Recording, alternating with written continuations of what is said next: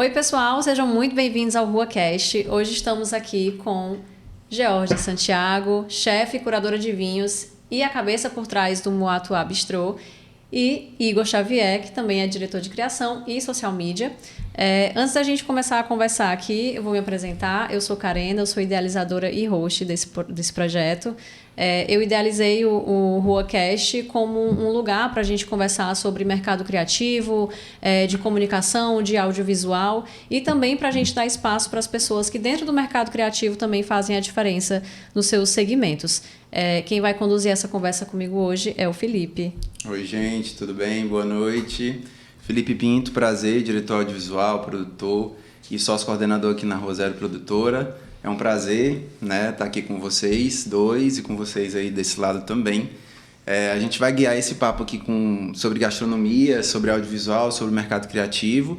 São 3 lugares que eu amo. A parte do criativo e do audiovisual acho que todo mundo já imagina, mas da gastronomia eu vou dar aqui meus primeiros passos. Baby steps. E vocês vão ver assim, como eu tô feliz em receber os meninos aqui e de dar vida ao RuaCast, assim, né? Mais um episódio. Vamos lá. Sejam muito bem-vindos, inclusive. Eu queria que vocês se apresentassem um pouco, falassem um pouco individualmente da trajetória de cada um, como que começou tudo. Georgia teve uma trajetória aí que foi da publicidade para a gastronomia, Igor também está na publicidade há um tempo. Queria que vocês falassem um pouquinho dessa trajetória mesmo de vocês. Ela que já viveu o audiovisual, viu? Spoiler já. Oi, gente, boa noite. Também é um prazer, fico muito agradecida pelo convite e é sempre uma honra estar ao lado do Igor. É uma pessoa com quem eu trabalho e tenho muito orgulho de estar ao lado criando para o Moatuá. Bom, me chamo Georgia Santiago, eu sou chefe de cozinha e curadora dos vinhos que a gente tem no Moatuá. Eu comecei por volta de 2014, na verdade 2013, eu me mudei para a França no intuito de morar fora e de ter uma nova experiência de vida, tudo. Então, nessa época eu ainda era fotojornalista, eu passei mais ou menos uns 10 anos em todos os jornais aqui de Fortaleza. Também pude trabalhar na Câmara dos Deputados e também ter os meus trabalhos pessoais. E nessa época, quando eu fui me mudar para a França, eu estava bem aberta a ter novas possibilidades de, inclusive, mudar de profissão. E eu vi que a fotografia meio que não cabia ali naquele momento. Então eu comecei a cozinhar em casa e eu via a relação que eu estava tendo com a gastronomia e com tudo isso. E era o boom, obviamente, ali de todos os programas, de coisas de internet que saíam sobre gastronomia e tudo e tal. E eu comecei a me interessar e me apaixonar por um universo que era bem alheio para mim. Eu sempre tive o privilégio de ter minha mãe ali que cozinhava muito bem, outras pessoas que cozinhavam para mim, a minha avó cozinhava legal e tudo, mas não tinha essa coisa lúdica, familiar, de vamos todos cozinhar juntos. Né? Não tem isso, cara. E aí eu meio que... Foi meio que uma necessidade, né? Ali foi da meio rotina. que uma necessidade, eu preciso trabalhar e tudo. Cara, eu tô gostando disso aqui, de cozinhar em casa, tudo. E se eu for, sei lá, tentar um estágio nesses restaurantes, como é que vai ser? E aí foi um pouco complicado, porque eu não fazia faculdade de gastronomia, então eles não podiam me contratar como estagiária e eu não tinha experiência. Sei que alguém me aceitou, isso era um cara que era francês, hoje é um grande amigo meu, ele já veio nesse ano, na verdade, começo do ano, me visitar aqui, é um grande amigo que eu tenho, e ele me deu a oportunidade, beleza, pode vir, então eu comecei a trabalhar de graça, passei uns 15 a 20 dias com ele me ensinando coisas simples e tudo, até que ele me apresentou para um cara que era chefe mesmo de cozinha, e que trabalhava num restaurante bem conhecido em Estrasburgo, ali na Catedral. A Catedral de Estrasburgo é bem famosa, todo mundo conhece. E aí foi que começou a minha vida na gastronomia mesmo, aos trancos e barrancos. Acho que a gente pode adentrar mais, talvez vocês devem me perguntar mais coisas, mas assim começou o meu interesse, ali era meados de 2014, e eu nunca mais saí, né? Então eu não sou uma pessoa que sou formada dentro de uma escola de gastronomia, mas eu aprendi na vivência e no dia a dia das cozinhas na França, onde a gente sabe que é o berço, Sim, onde muita coisa de restaurante começou. Né? A melhor escola de vivência, assim, de prática, digamos assim, né? Igor, e tua trajetória, me conta como que foi. Então, eu sempre fui uma criança muito de computador, assim. Eu nunca fui aquele menino de brincar no meio da rua. Então, eu sempre comecei muito por acaso na área do design. Eu comecei acho que de uma forma que muita gente se identifica, que é fazendo montagem de diva pop no Photoshop. E aí... Muita gente se identifica. Sim, e eu assim, ó. E aí, o que acontecia? Sei lá, Rihanna lançou um álbum. Ah, eu não gostei da capa do álbum da Rihanna, vou fazer a minha versão da capa do álbum da Rihanna. E aí o meu iPod, na época, era todo com capas de álbuns de divas pop que eu fazia. Então, assim, eu comecei... Eu sempre não. Desde muito pequeno, eu mexia como fazendo montagem, fazia montagem de Rebelde. Eu tenho um vlog. E aí eu comecei totalmente dessa maneira, e aí eu já sabia que eu iria enveredar nesse caminho, mas eu não tinha ideia do que era um diretor de arte, não tinha ideia. Meu pai é publicitário, mas eles sempre me deixaram muito livre para escolher o que eu queria seguir. E aí, quando eu comecei já naquela fase pertinho do vestibular, eu acho que é mais ou menos isso aí que eu quero. Só que nenhuma agência queria me contratar, porque quando eles pediam portfólio, tinha, sei lá, Lady Gaga, Rihanna, Beyoncé e tipo assim, tá, e aí? Mas você tinha Achei um iPad errado. top, amigo, um iPod top. Então, e aí eu sabia o que eu tava fazendo, assim, eu tinha técnica, mas ninguém queria me contratar. E aí até que eu comecei a trabalhar numa agência de publicidade, lá em Mossoró, não sou daqui de Fortaleza, sou do Rio Grande do Norte, mas eu moro aqui desde 2014. E aí eu comecei a trabalhar na agência, comecei como diretor de arte júnior. 3, 4, 5 meses depois eu já tava como diretor de arte sênior. E aí, assim, Nossa. tipo, foi... Cresceu bem. Era uma agência pequena, mas, assim, foi realmente o meu primeiro... Paralelo a isso, eu dava aula de inglês também, porque eu pensei, cara, eu quero ter meu iPod, eu quero ter minhas coisinhas. Outra coisa das divas pop, né? O que é que Perfeito. eu posso fazer para começar a ganhar minha grana? E aí, como eu já sabia, já tinha feito um curso de inglês na UERN, de duração de 5 anos, no final desse curso a gente ganha meio que o diploma de licenciatura em língua inglesa, então tipo, tá. Aí eu era uma criança de 15, 16 anos dando aula para as outras crianças de 4 anos. E aí foi como eu comecei nessa minha trajetória com a direção de arte, com o design. E aí foi muito massa, porque eu acho que esse Igor, que fazia montagem de diva pop lá em 2007, 2006, ainda é muito presente assim, no meu trabalho. Eu consigo ver os layouts que eu faço hoje em dia de forma profissional e ver um paralelo. E eu fico muito feliz de ver que o olhar desse Igor de 2005, 2006 não mudou. Então, assim, eu acho que foi isso. E aí, depois que eu vim morar em Fortaleza, eu comecei a trabalhar no Farias Brito, onde eu trabalho até hoje, no colégio. Eu vim pra cá pra trabalhar no Farias Brito. E aí, logo depois disso, comecei a enveredar no mercado de social media, que é algo que eu gosto muito de fazer. E aí, tô girando esses pratinhos até hoje. Muito massa, muito massa. Massa. Me identifiquei muito com a coisa aí das divas Então, pops. Tu fazia os layouts? Não, eu não fazia os layouts. Assim, a minha parte de layout era The Sims, né? O meu grande portfólio. Sim. Como Tu arquitetura era de pra tu ser interiores. arquiteta, Era pra ser neném. arquiteta. E aquele site Dolls, eu não sei se tu chegou a usar. Sim, Perfeito, sim. maravilhoso. Ali também era a minha carreira como estilista. Mas toda a minha parte de inglês, assim, não fiz não. Eu aprendi cantando. Então, Britney, Ouvindo Britney, Backstreet Boys e por aí vai. Mas agora vamos falar um pouquinho mais, assim, sobre... aprofundar um pouco, né, na trajetória de vocês. Eu queria fazer uma pergunta para a Geórgia.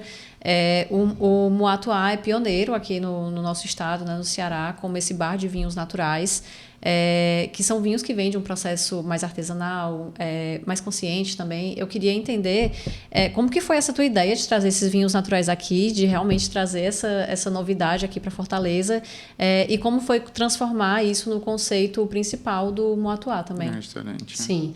O Moatuá, ele nasceu há 5 anos atrás, quando eu realmente tive a ideia de falar sobre vinho de uma maneira mais descomplicada e tentar trazer o público jovem para essa realidade, né? Então, sou de uma família onde meus pais adoravam tomar vinho, mas eles tinham sempre aquela cabeça bem clássica de usar uma taça ali bem bonita, de cristal, que fosse, tomar o seu belo Cabernet Sauvignon, Malbec, vinhos bem encorpados. E nessa chance que eu tive de ir morar fora e passar esses 5 anos, a maioria dos restaurantes nos quais eu trabalhei lidavam e falavam muito sobre essa realidade. Era um boom do vinho natural na Europa. Era 2013, 2014. E se falava demais isso na França. E eu via todo um público jovem no meio da rua tomando vinho de uma maneira bem informal. eu li e tal, e conversando de maneira simples, cara, eu quero trazer essa realidade para o Brasil. Deve ter produtor de vinho natural no Brasil. E aí eu fui pesquisando quando eu voltei para o Brasil, né? Já fazem quase 6 anos que eu voltei para Fortaleza, né? Eu sou daqui, eu nasci aqui. E aí eu pensei, cara, eu vou começar esse caminho pelos vinhos que são de pequenos produtores, que são brasileiros. Então, basicamente, o vinho natural que é um vinho que se concentra numa produção a partir de uvas orgânicas e biodinâmicas, uma agricultura limpa, e depois quando esse vinho é vinificado, ele é vinificado de maneira natural, sem aditivo químico. Então você meio que não maqueia, né? O que acontece com todos os alimentos, que aconteceu com os alimentos, que aconteceu com as bebidas, é que elas começaram a se industrializar. Com o vinho não foi diferente. Então, para atingir um grau de padronização, né, você vai podendo utilizar aditivos químicos. A quantidade de aditivos químicos permitidos ao redor do mundo inteiro, isso varia de país para país, mas é uma coisa absurda. São mais de 600 aditivos que você pode colocar dentro do vinho para modificar ele. Então, para a gente ter aquele Cabernet Sauvignon do supermercado sempre padrão, aí ele passou por tudo isso, né? Foi modificado, nem sempre as uvas estavam no ponto perfeito, nem sempre a turbidez do vinho era ideal, ele foi filtrado, depois ele foi corrigido, a acidez foi corrigida, o cheiro do vinho foi corrigido. Isso com o pequeno produtor e essas pessoas que se concentram hoje em fazer esse trabalho mais próximo do terroir de verdade, de mostrar a expressão da uva como ela é, e isso faz com que essas pessoas não se utilizem desse artifício. Então a gente chama também de vinhos de mínima intervenção, e engarrafem ali algo que era mais próximo do que simplesmente um suco de uva fermentado, que é o que é a base do que a gente entende e o que tem ali no dicionário dizendo o que é vinho, né? Então é meio que os vinhos da época de Jesus, que não é filtrado, são ali, parecem ser meio esquisitos, mas que te levam para um mundo completamente diferente daquilo que a gente passou a nossa vida bebendo. Eu digo isso porque, obviamente, eu passei a vida bebendo coisas comuns de supermercado que a gente fez, mas depois que eu tive essa oportunidade de conhecer tudo isso, a minha cabeça se abriu, é igual, como eu estava falando para vocês, como o mundo do café, café especial, e aí você vai tendo uma abertura também para conhecer outro tipo de uva e tudo e tal. Então, aquilo era o mote para eu ter um negócio no Brasil. Eu era chefe de cozinha, beleza, eu voltei, eu vou cozinhar. Mas aliado a isso, como eu posso me utilizar de algo para ser única? Era apresentar esses vinhos, era harmonizar a minha comida, não só harmonizar, mas explicar o que é isso. Por que isso está lá na Europa e faz maior sucesso? Estava chegando ali em São Paulo, no Rio, né? Hoje tem vários bares de vinho. O que aconteceu foi que a gente abriu meio como bar de vinhos mesmo, sempre com a minha comidinha ali, eu explicando sobre os vinhos e dizendo a realidade do que era aquilo.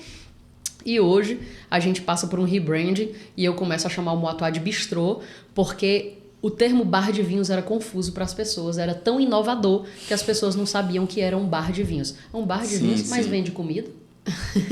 É um restaurante, então. É um restaurante. Mas essa chefe, por que ela tem um bar de vinho? Então, para aproximar de uma realidade total, ao longo desse 1 ano que a gente reformou o restaurante, a gente passa a chamar de bistrô, que nada mais é que uma concentração ali também da boa comida que eu continuo fazendo, o vinho que existe, mas a gente abriu para os drinks e os coquetéis bem feitos. A cozinha também vai se assentando mais, né? Inclusive o Fitzgerald, muito bom também de lá. E aí a gente chama de bistrô. Perfeito. Eu vou aproveitar esse processo que a Georgia já coloca, Igor, para te perguntar assim, acho que o Moatu ele vem num processo de formatação e hoje, o que a Georgia quis dizer aqui, chegou numa maturidade muito interessante, né? Então isso é uma formatação de processo. E muito do que a gente quer investigar aqui no RuaCast são esses processos criativos, né? Como é que os criativos passam os seus processos e vão evoluindo.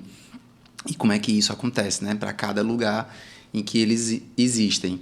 E aí eu te perguntar exatamente como é que foi criar, no caso, chegar num Moatu já existente, né? E ir evoluindo junto dele. Como é que foi esse processo de formatação da identidade visual, das tuas peças, da comunicação visual do Moatu, ligado a essa coisa do vinho, né? Porque aí já leva para uma dúvida que era um negócio que ninguém entendia. assim, né?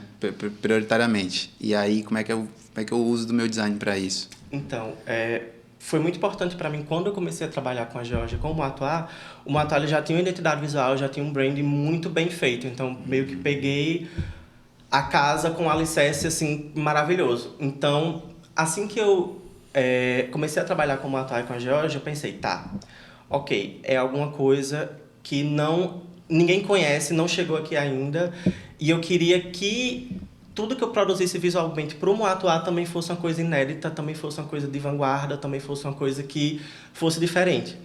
Então, eu acho legal, porque se eu for descer o filho do Moatuá lá embaixo, é muito de quem era Igor como criativo e como designer naquela época, e como eu fui amadurecendo completamente com a identidade do Moatuá. Então, a gente tinha muitos desafios que eram explicar para as pessoas o que era um bar de vinhos.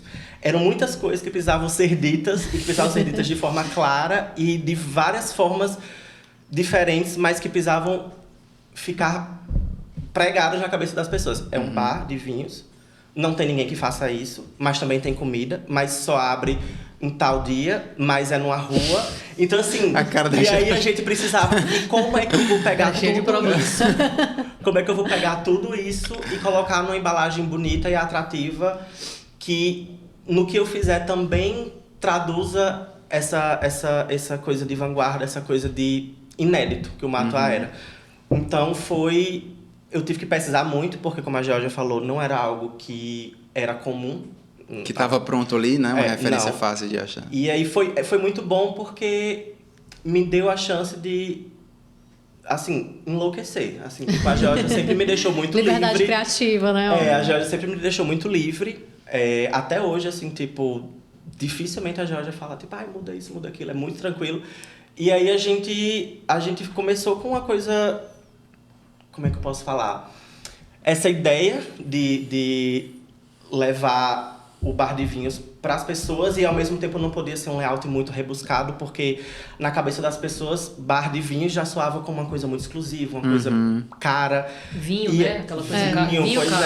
Vinho é caro. Vinho é caro, sim. E aí era girar vários pratinhos, tá? Como é que eu faço uma comunicação bonita, atrativa, mas que ela não seja... E não espante as pessoas, ela não seja hostil. Sim. E que ela seja inédita e que, enfim. Mas foi um processo muito gostoso de se fazer, assim. Eu acho que a gente tá chegando hoje em dia num resultado visual depois de, sei lá, 3, 4 anos que a gente tá trabalhando junto, num resultado muito bacana. Eu sou fã demais. Eu sou fã demais. Também. Acho lindo. Inclusive você aí, você que vai no Moatuá, vá no banheiro e olhe pra cima. Olhe pro lado, na verdade, olhe pra todos os cantos, que você vai ver um pouco, né, Jorge? Só um pouquinho da arte do nosso querido Igor aqui. E prove o Tonassando também é bom demais. Ah, não, é isso aí a pessoa já vai certa. Né? E aí agora eu vou fazer uma pergunta pra Georgia. Você é publicitária, que eu sei. Você foi fotógrafa, que eu sei. Você é publicitário também, amigo? Desculpa. Eu sou formado em marketing. Em marketing. Então é só na... Mas aí, puxando para esse lado... Eu sou jornalista. Ela é jornalista.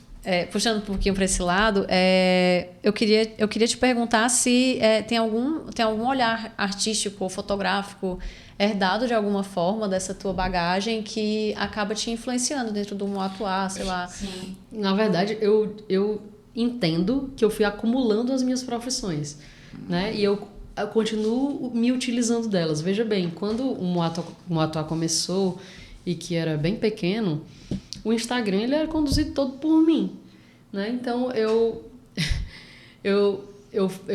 obviamente me utilizava mais das imagens porque eu conseguia produzi-las, né? Então eu fotografo até hoje para o Moatuá. Muitas das fotografias que vocês veem que estão na página são minhas.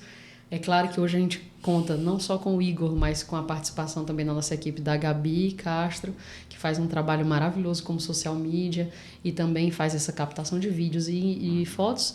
Aí, cara, eu entendo que eu fui acumulando, são vários talentos, né? Então você meio que eu vou me utilizando daquilo tudo, sim, né? Então sim, eu tenho um olhar de arte contemporânea para certas coisas, né? Eu vejo as cores, eu estou sempre ligada na luz e na iluminação de tudo, na qualidade do áudio das coisas. Me incomoda quando um vídeo tem uma qualidade de áudio ruim. Então eu só... Gabi, tu trouxe o microfone? Então, assim, eu sou muito sensível a essas coisas. E é claro que isso vai agregar no meu trabalho. Então, enquanto... Eu também fui entendendo que no começo eu podia fazer tudo. Eu era a menina que estava cozinhando, mas eu saía lá fora e mostrava os vinhos para o cliente. E no outro dia eu era a que estava postando sobre algo e falando também. Cara, mas aí tem hora, né, que o negócio ele tem que crescer e a gente precisa delegar as coisas. E hoje, graças a esse crescimento e essa minha visão também de poder dividir, eu consegui, e hoje eu consigo ter uma empresa um pouco mais contando com outras pessoas também, não só absorvendo todas as funções, né? Mas essa profissão ela foi muito importante para mim como fotógrafo, como publicitário, de um senso estético. Então o Moatuá, quando ele nasceu, o embrião foi ali com a Abracadabra Design, junto com a Alisson e a Monique, que idealizaram todo o Moatuá junto comigo, desde o nome até Moi et toi, eu e você em francês. O nome é muito né? bom. Então tem essa coisa da partilha. Isso foi tudo decidido por nós três naquela época. E quando tudo isso, dessa parte criativa, nasceu, o lugar ele não existia. Né? O lugar ainda não existia, eu não sabia onde ele ia ser, nem como eu conseguiria ter meios para fazer aquilo acontecer. E é muito bom que tu pegou o Moatuá e tu cearencizou, assim, né? Tu colocou na nossa escrito em linguagem. português, para não ser moitói. Moitói. Verdade, verdade. Não, e é massa essa tua fala, porque remete a algumas conversas que a gente tem com outros criativos, de tipo, sempre que você está em algum setor, dentro de uma indústria, então, no caso, você é a chefe, e aí vai ter a equipe de marketing dentro da sua indústria da gastronomia, né? Vai ter o Igor que está no design, vai ter uma pessoa para o marketing, vai ter uma outra pessoa, enfim, que vai lhe ajudar dentro da cozinha, enfim. E como sempre todo mundo fala, independente da área que está, como é importante saber conversar entre os espaços. A importância que você conseguiu ter a partir de ter essas experiências, né, em outros espaços, faz com que a tua conversa comigo já seja muito mais tranquila. Então, quando eu estou dirigindo uma produção, o fato de eu já ter fotografado, o fato de eu já ter passado pela maquinária, o fato de eu já ter passado pela produção, dá essas tranquilidades pra gente, né? E fazem o processo todo ficar mais coesinho, mais bonitinho. Total sentido. Até porque eu não começo como empresária, né? Eu sou uma cozinheira que resolveu ter um restaurante. Então, eu estou aprendendo a ser empresária. Né? Eu nem consigo dizer que eu sou, mas eu sou. Porque eu tenho essa empresa, então assim, não tem muito pra onde correr. Mas eu sou cozinheira e queria ter um restaurante. Como é que faz para ter um restaurante, gente? Tem que abrir um restaurante, tem que ter um lugar, tem que ter os funcionários. Então, hoje, agora, só agora, depois de 5 anos, é que a gente atinge um nível, realmente, sim, eu tenho hoje um subchefe, mas, como você disse, eu já fui a pessoa da pia. Eu comecei na pia, porque eu não comecei na faculdade depois que eu terminei a faculdade, e que as pessoas poderiam ter essa consciência de que quando elas terminam a faculdade elas vão ser estagiárias e não chefes. Eu comecei e aí eu consigo entender todo esse processo. A dor daquela pessoa, as dificuldades, né? Eu já fui a pessoa que postava, que escrevia os textos. E quando a empresa acho que nasce assim, né, tem um outro viés. É um menino que é meu, que eu que pari, mas hoje tem outras pessoas que estão ajudando a cuidar o menino, já tá até meio adolescente já. Muito massa. Eu queria perguntar para os dois de forma geral, a gente está falando aqui justamente sobre o Moatuá ser esse lugar que se posiciona de uma forma muito sólida, que tem uma comunicação de uma forma muito sólida, tem um estilo próprio, tem uma identidade. E aí, de forma mais abrangente, falando de restaurantes, né, de forma geral, vocês veem que esse segmento ele precisa, de certa forma, ir para esse lugar de se posicionar como uma marca, como uma narrativa, como uma estética atualmente? Vocês sentem essa necessidade assim, dentro do mercado? Sim, com certeza. Porque se a gente tem sorte no Moatuá ser muito único na proposta, né? Mas hoje em dia Fortaleza está tendo um acrescente muito grande de gastronomia. Então, o que vai diferenciar eles é a alma. Você vê restaurantes que Eu não gosto quando o restaurante é meramente um negócio. Assim, eu não vejo... Quando eu vejo que por trás tem 57 pessoas usando suas golas polos e que não tem o amor dela, não tem o DNA delas ali. Então, tipo, eles podem ser muito bem-sucedidos porque eles são empresas sólidas, mas não me pega, entendeu? Então, acho que hoje em dia, mais do que nunca, eu como cliente, como consumidor, eu amo ver quem tá por trás de tudo isso. Eu gosto de ver a alma, literalmente, das pessoas. Então, eu acho que é uma coisa que tá todo mundo também querendo. Eu adoro ver bastidores, eu adoro... eu gosto, apesar de ser designer e trabalhar com direção de arte, eu gosto do imperfeito. Então, eu gosto de ver aquele vídeo da cozinha tremido, mal iluminado, porque a realidade é aquilo ali. Então, essa mistura de conceito com vida real, para mim, é meio que a fórmula. E eu acho que... para mim é fundamental que as pessoas se posicionem mais e que tentem buscar tipo o que lhe torna único, porque restaurante, servir comida é o que mais tem em Fortaleza. Mas assim, além disso, tu faz o quê? Entendeu? Então, porque comida, no caso, comida pega no coração, né? Não é no estômago. Exatamente. E aí quando a gente consome coisas que você vê um propósito, você vê quem faz, né? Você vê quem faz. Então, assim, tem ali a minha história. Isso. As pessoas, vários amigos, quando entraram depois da reforma, percebem que, nossa, é a tua cara. Sim, precisava ser a minha cara, né? Tem uma pessoa por trás. Como eu falei, eu não sou a empresária, eu sou realmente a cozinheira que abriu o restaurante. Então, é necessário. Então, a comunicação também precisava falar dessa forma. Mas isso é importante e isso aproxima, assim, o público e os meus clientes. Eles ficam muito contentes de me ver quando eu estou. Hoje, eu faço questão, né, de estar em todos os serviços quando abro o restaurante, mas às vezes tem uma coisa ou outra. Hoje, o restaurante está acontecendo, mas eu tenho que estar aqui, então eu também me permito, né, fazer outras coisas pelo Moatuá de outra forma. E é esse contato próximo mesmo, até pelo Instagram, quer seja pelo Instagram, quer seja ao vivo, né, e a cores lá dentro do próprio restaurante comigo conduzindo. Né? E o Moatuá, ele meio que, você vê hoje em dia, meio que virou uma comunidade, assim, porque, tipo, a galera... Quando a gente reformou, a galera vibrou. Tipo, nossa, mas tá bonito. A galera vinha organicamente, tipo... Quando a gente participa de premiações... Se sente parte, né? Totalmente. Então, tipo, quando... E isso vai... A gente tá falando muito dessa questão da criação, mas o atendimento lá também é uma coisa que vai de ponta a ponta. Tipo, que eu começo no Instagram, a Georgia continua na cozinha. Os meninos lá, assim, quando a gente chega... Tudo bem que eu vou lá pra caramba, mas assim, você se sente completamente em casa. Então, assim, a galera, quando a gente ganhou recentemente o prêmio de bartender do ano, na Luísa, nossa bartender. E assim, a galera vibrou como se fosse, assim, da família, entendeu? Então, assim, eu acho que quando o restaurante, ele tem, obviamente ele é um negócio, mas quando ele tem uma alma e quando ele tem um brilhozinho por trás... Sim. As pessoas chegam junto naturalmente. Então, isso é muito massa, assim, de ver que a galera realmente abraçou a ideia do Moatuá completamente. E aí você vê aquela palavra mágica, o engajamento. Sim. O engajamento do Moatuá, ele é alto. Mas por quê? Porque tem um ser humano por trás que faz, o outro aqui que também pensa, e a gente está tentando se comunicar cada vez mais com o cliente. E é isso. É o real, a real life fazendo acontecer.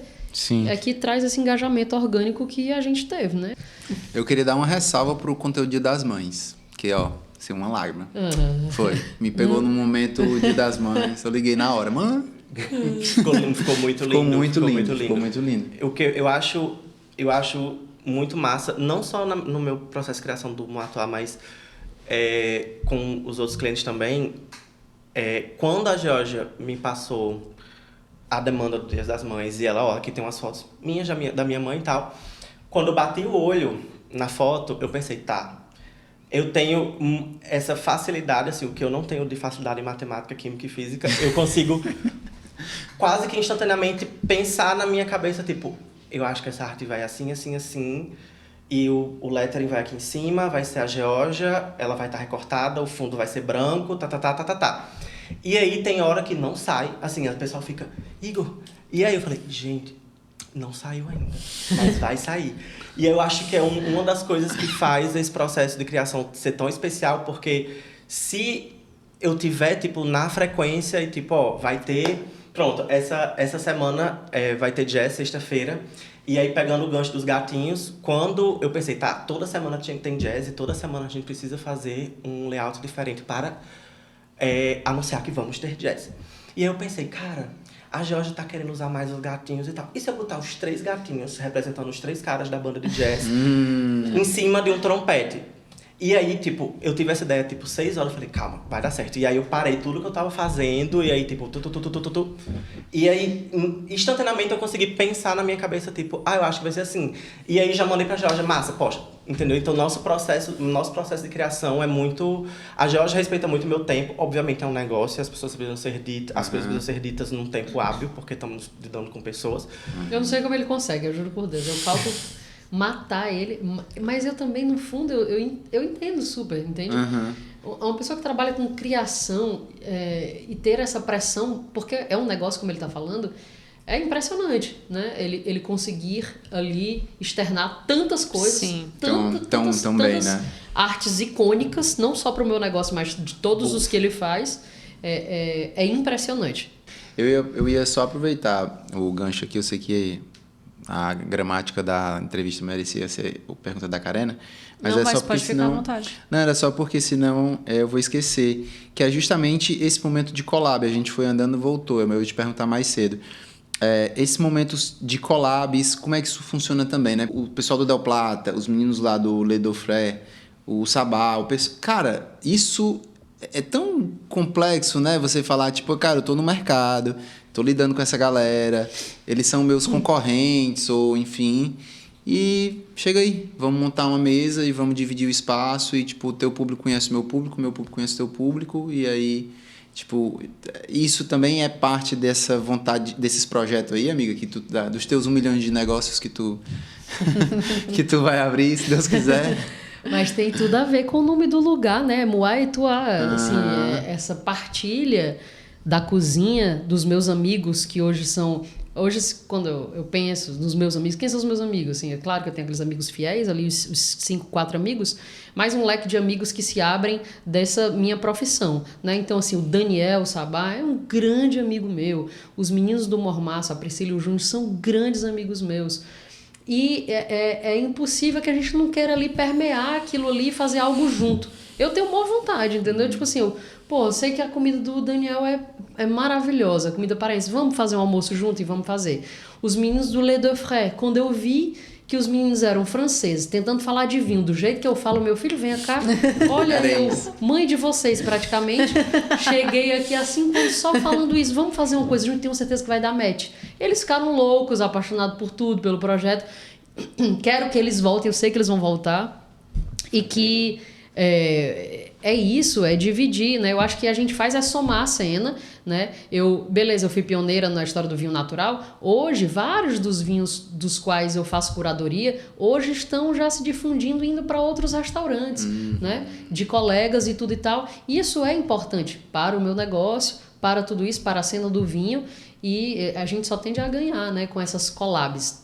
Nunca vi um negócio funcionar tão bem no Moatuá quanto as parcerias que a gente fez ao longo desse tempo todo. Seja com cozinheiros, seja com músicos, DJs, e sempre funciona muito bem. Uma vez que a gente une forças, não, Igor? E é muito orgânico, assim, pelo menos todo que eu lembre agora, todas as collabs que a gente fez de chefes, como a Jorge falou, de DJs, de músicos, combina muito bem com o conceito do Moatuá. Nunca é algo extremamente aleatório. Forçado. Não. Sim. Então, assim, vamos fazer só porque é bem comercial e vai bombar. Tanto que a gente não tem uma periodicidade, é muito o que a Jorge falou. Tem os meninos que tem essa pegada do vinho natural, vamos aproveitar o momento, mas não é algo faz tempo que não chamamos ninguém, vamos chamar alguém. Não, é completamente natural, assim, vai do que a gente tá sentindo no momento mesmo. Eu vou puxar aqui um pouquinho de volta para comunicação e tudo mais que a gente estava falando, saindo um pouco dessa área de collab, para fazer uma pergunta. Eu queria saber qual que é o desafio maior de transformar uma experiência que é sensorial, digamos assim, né? Que é uma experiência que tem cheiro, que tem sabor, que tem ambientação, em uma linguagem visual, em uma coisa visual, que as pessoas vão ter esse contato no olho. Olha, a gente trabalha junto há tanto tempo que pra mim é algo tão natural que agora que tu fez essa pergunta eu tenho que puxar assim lá no fundo da memória. Como é que eu faço, né? Como é que eu faço? Porque o Moatuá a gente tem essa vantagem dele ser muita coisa além de comida. Então, pra mim, isso é muito natural porque a gente tem 50 formas de falar da mesma coisa. Mas minha maior intenção quando eu crio, não só pro Moatuá como pra qualquer cliente, eu não encaro aquilo como, é um post que vai para as redes sociais, é um cartaz que vai ser colado na parede. Aquilo ali pode ser qualquer coisa. Então, quando a Georgia até falou, eu quero todas as tuas... Manda teus posts que eu vou imprimir e pregar no banheiro. Oi? Aí eu parei, fui pegar, assim, do fundo do baú. Então, eu acho que no meu papel como designer, eu penso, eu quero que as pessoas parem. O Instagram é tão automático, então, como é que eu posso prender a atenção dessa pessoa de uma forma mais eficaz possível? Então, eu acho que, a gente não tem como colocar cheiro nem sabor nas postagens, mas eu consigo atrair elas de outra forma. Então, é pegar o conceito que a Georgia traz na cozinha dela, da vanguarda, dessa mistura de referências e trazer ela para o visual também. Então, muitos dos cartazes que a gente faz do Moatuá hoje em dia, eles são completamente abstratos e eles falam, às vezes não tem um prato de comida, às vezes não tem é muito subjetivo, é muito surrealista, digamos assim, e funciona, assim, o nosso público abraça e eu acho que é isso, assim, é muito teste também, a gente vai testando N linguagens visuais e N formatos, e aí é muito de pegar o DNA do negócio e mostrar ele num layout. Perguntar para vocês em relação a se tem entendido sobre a identidade. Eu vi na nossa conversa aqui, né, que foi um processo construído, que é um processo que está em construção, né, apesar de que parece que a gente chegou num platô massa. Nunca termina. Mas que está em construção. Vocês têm interesse / curiosidade, enfim, de teste para a produção audiovisual mais robusta? Porque eu vejo que, cara, aí, amiga, eu já vou te colocar aqui, vou te apresentar um pitchingzinho de negócio. Mas vocês produzem conteúdo tão bem, né? Vocês falam sobre gastronomia e, enfim, tá ali dentro do restaurante, tá tudo meio que uma linguagem só, mas vocês fazem aquilo com a naturalidade, com um formato tão bem feito, né? Existe uma curiosidade, já passou a mosquinha do e se na cabeça de vocês para perguntar, e se a gente montasse um projeto robusto, fizesse algo mais editorial, enfim, algo mais longo? Existe essa demanda? Tipo um documentário. Um documentário, assim. Contar essas histórias longas. Eu já pensei. Dentro dos 1000 projetos, né? Sim, já pensei em um microfilme, assim, sabe, pra gente contar a história. São tantos que agora nessas... Assim, é porque são duas coisas para trabalhar dentro da minha vida, né? Tem a minha imagem como chefe e tem a imagem do restaurante. Então, eu tô tendo que ajeitar essa coisa da minha imagem pessoal também, porque também é outra marca, e o restaurante. Então, eu tô tendo muito interesse, né, de voltar a meio que o início do nosso Instagram, voltar a falar do que é o vinho, né? Trazer conteúdos dessa forma. Enfim, eu imaginei uma série de conteúdos assim, um pouco mais profundos e robustos, como você fala, que podem ser que estejam em vias aí de sair. A gente ainda não tem algo formatado exatamente como vai ser, mas eu penso muito, assim. Eu adoro essa narrativa também de contar as histórias e tudo. Eu tenho tantas micro-histórias dentro da minha carreira, de pessoas com as quais eu pude cruzar. Imagina, eu já cozinhei para o François Hollande, que é o presidente da França, já foi o presidente da França. Já fiz tantas micro-coisas interessantes para se falar, que por isso eu já pensei em fazer meio que um mini-doc, assim, contando essas histórias, que eu acho que os clientes iam se amarrar e tal. Sim. Eu pergunto porque realmente a gente recai naquele lugar, né, que é de o audiovisual e a gastronomia, eles se encontraram em algum momento de um boom midiático, né? Então, alguns anos atrás, o MasterChef apareceu no Brasil e pousou. E faz, eu acho que mais de 10 anos que é um programa que está na grade e que é... E a partir dele vieram vários outros, né? Sim. Veio o The Taste, veio o Bake Off, veio todos, Seja Doce. Adoro todos. Adoro todos também. Tudo. Não, o MasterChef eu já vi todos, inclusive os de criança e os idosos. Tenho várias reflexões.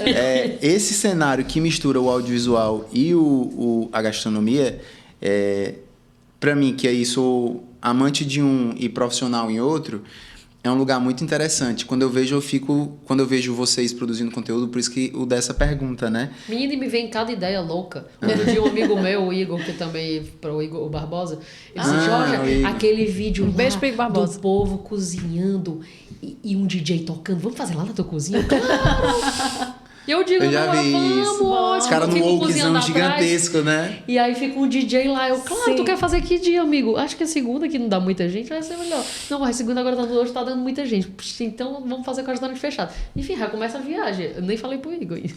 Tô sabendo agora. Ele tá sabendo ao vivo, Valdez. Não, mas vem cada ideia, cara. Porque é uma indústria... É isso, assim. É muito doido. Pensar que o audiovisual e a gastronomia tem tanto esse match, né? Sim. Tu trabalhou com o Felipe Bronze. O Felipe Bronze foi um cara, inclusive, né, que tinha participou programa. De vários desses, né? O Claude. Eu não sei se eu tô certo, mas acho que até o pai do Claude, que é novela de cozinha, a galera que é no começo da gastronomia francesa ali, também engatou num tal momento em televisão, em mídia, né? Sim, então, assim, é um negócio que... E o Claude 100% também, né? Desde que o mundo é mundo. O chefe o chefe e um apresentador de TV tem essa imagem, né? Tu tens essa vontade, amiga, de ser uma protagonista de uma coisa, de um produto midiático mesmo voltado para audiovisual, mas com pé de cozinha? Eu penso em fazer algo em relação a isso, mas... assim, até agora, assim, como eu falei para vocês, eu tenho... Eu tenho esses 2 lugares, né? Eu tenho possibilidades, eu gostaria, eu acho que... Bom, eu sou comunicadora, né? Eu sempre fui, eu estudei sobre isso e eu gosto de me comunicar. Eu acho que seria uma possibilidade, sim. Eu não sei se... Talvez um canal desses de vídeos mais... meio, não sei se a gente pode falar aqui, YouTube, alguma coisa assim e tal, mas eu não descarto a possibilidade. Talvez, né? Puxando um pouquinho desse gancho, assim, de trazer essa junção aí como algo midiático, e aí puxando também para a rede social, a gente vê do TikTok, Reels, que também é um grande boom de pequenas grandes receitas ali que aparecem em 2 minutos para você fazer. E aí eu sinto que existiu uma difusão, assim, desses 10 anos para cá, com tudo isso acontecendo, do que é a gastronomia, de regras e conceitos e etc, e receitas. Na visão de vocês, esse movimento, ele trouxe mais oportunidade para a gente falar sobre a gastronomia de uma forma mais difundida, digamos assim, ou ele trouxe mais desafios por ter que simplificar um pouco a gastronomia para caber ali dentro de um material... tão curto ou voltado para tantas pessoas que no final das contas a gente tem que dar uma simplificada para todas as pessoas conseguirem absorver. Eu acho que trouxe mais interesse, porque eu vejo muito mais pessoas interessadas agora nisso, né? Então, desde que os programas... Veja bem, quando eu acho que a gente começou a conversar, que eu estava cozinhando lá na França, sozinha em casa e tudo, era esses programas que eu recorria. Eu me lembro da Rita Lobo, naquela época, o livrinho, eu tenho até hoje o livrinho dela e tudo. E eu achava fantástico como aquilo dava certo e tal, e eu reproduzia aquelas receitas e tudo. Então, toda essa coisa que veio se difundindo com todos esses programas, com esses vídeos curtos que a gente tá ali, eu assisto, meu filho pode botar qualquer receita, eu tô vendo uma coisa que mó paia, mas eu tô lá, vou até o fim. Né? Adoro. Então, isso desperta o interesse, acho, de muito mais pessoas. Então, quando a gente traz um conteúdo nosso que é feito pensando na comida também, mostrando eu cozinhar, mostrando o ingrediente, é mais provável que as pessoas tenham interesse de ver, sabe? Então, eu acho que isso ajudou para nós, para os restaurantes, a falarem sobre isso. As pessoas não querem ver? Então, agora mostrem os chefes de vocês como eles cozinham, mostrem as cozinhas de vocês, né? É o que a gente tenta um pouco ali. né? Eu posso ensinar as receitas do restaurante, não tem sobre segredo de receita, eu não tenho esse negócio. Se eu quiser, eu dou as receitas tudinho. Porque não é sobre receita. Vamos começar, né? vamos ligar o microfone. Mas eu acho que isso só ajudou e que a nossa profissão é cada vez mais falada, Sim. né? A gente não deixa de ser cozinheiro, não tem esse negócio que é o chefe.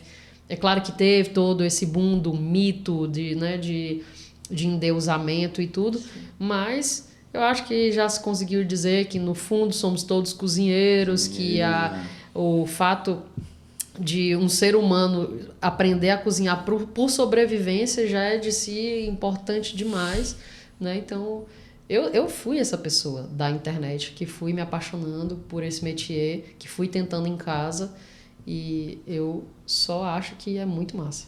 Nossa. Só abriu, né, espaço. Só abriu espaço para vários tipos de diálogos e de maneiras de falar sobre. Muito bom. Isso é muito bom. Infelizmente, a gente chegou ao fim da nossa conversa. Eu amo vocês, sério. Georgia e Igor, muito obrigada por vocês terem topado vir conversar com a gente. Conhecer um pouco da trajetória de vocês é sensacional, assim, acho que todo mundo que está ouvindo também, espero que tenham muitas pessoas ouvindo. Tomara. Também amou. Como a gente estava falando, né? A gente, como casal, e enfim, a gente é muito fã do Moatuá, na comunicação, na comida, nos vinhos, assim, tudo. Sempre tudo que dá, tá a gente ali. tá lá. Eu, inclusive, escrevi aqui no meu roteiro, Tuna Sando My Love. Tá literalmente escrito aqui, ó. Eu botei o lamen e o vongole. Mas foi lá no começo. Tá aqui, Os ó. mexilhões. Tá aqui, ó. Inclusive lamen e mexilhão. Ai, tudo. Mexilhão não sou muito fã, mas o Tuna sendo. Eu que não falei, mas tô falando agora. Mas é isso, assim, a experiência que vocês oferecem, ela vai muito além só do sabor, apesar do sabor já ser sensacional. Ela tem ambientação, tem estética, tem narrativa, tem conceito, tem história, tem muita coisa. E, enfim, isso tudo é atravessado por esse mercado que a gente está aqui tentando justamente dar essa voz, né? Esse mercado da criatividade, da comunicação. E a gente só tem a agradecer, de verdade, por vocês terem vindo para cá para conversar com a gente um pouquinho sobre agradece isso. o convite. Eu que agradeço também. Para demais. mim é um prazer poder empreender em Fortaleza e falar de coisas diferentes, de maneiras diferentes, e fazer Fortaleza descobrir coisas novas. Isso é que é mais instigante na minha profissão. Muito Perfeito, gente. E aí, todo final de episódio a gente chega na mesma pergunta para todos os criativos que sentam desse lado daí da mesa, que é como é que vocês enxergam que a criatividade transforma um negócio, né? Então, por que esse bichinho chamado criatividade transforma esse negócio de vocês e como é que é isso para vocês? Eu acho que a criatividade nunca deixa a gente ficar quieto. Assim, não só a Georgia, como eu, Gabi, a gente está todo dia tentando pensar diferente, tentando... Ok, isso aqui já foi feito, então vamos tentar seguir por esse caminho. Nem sempre é um grande sucesso, nem sempre a gente acerta em tudo, mas eu acho que a criatividade pra gente é uma não conformidade, assim, que vai desde o layout que eu faço até a nossa programação musical, até o que a Georgia oferece no cardápio. Então, às vezes não é a coisa mais comercial do mundo, às vezes não é como é que eu posso falar? Um grandiosíssimo sucesso, mas a gente pode deitar a nossa cabecinha no travesseiro e ter certeza que o que a gente colocou no mundo, seja um prato, seja um layout, seja um conteúdo, é 100% a gente, assim. Então, acho que a criatividade, pra mim, é isso aí. A gente anda lado a lado, assim, a palavra quando me veio, assim, é mutante, né? A gente muda o tempo inteiro, o Moatuá já foi uma coisa, hoje é outra, poderá amanhã ser outra, e a criatividade vai fazendo o meu negócio mudar, a minha cabeça mudar, o meu negócio é vivo, né? Então, ele foi crescendo, ele foi um bebê, ele talvez esteja adolescente, e haverá a maturidade. E todas essas mudanças vem também com essa coisa da minha cabeça pensante o tempo inteiro, tentando inovar, tentando nunca me acomodar para trazer esse instigamento para o meu próprio negócio que me instiga, né, e que me faz ter esse tesão de empreender e, claro, para o cliente que vai receber tudo isso. Muito massa, gente. Perfeito, Meus parabéns, assim, grandão mesmo pelo trabalho de vocês. Obrigado, Obrigada. gente. Obrigado por estarem aqui em gente. Fortaleza com a gente. Sim. A gente, como Rua Zero, se sente parte desse lugar. Então, obrigado por aceitar. Então, obrigado, gente, mais uma vez pela participação, vocês terem topado vir para cá. Obrigado por estarem em Fortaleza. A Rua Zero tem algo que parece com o que eu escutei hoje aqui nessa mesa com o Moatuá. Então, esse negócio criativo, essa coisa disruptiva, essa vontade de fazer algo novo e com um propósito que faz sentido para a gente também e que vai encontrando parceiros que vão colando e falando, é legal viver assim também criativamente, né? Então, queria agradecer também pro pessoal que ficou até aqui, né? Esse foi mais um episódio do RuaCast. A gente tem alguns outros episódios ainda por aí, não sei qual é a posição desse, mas ele tá aí em algum lugar, né?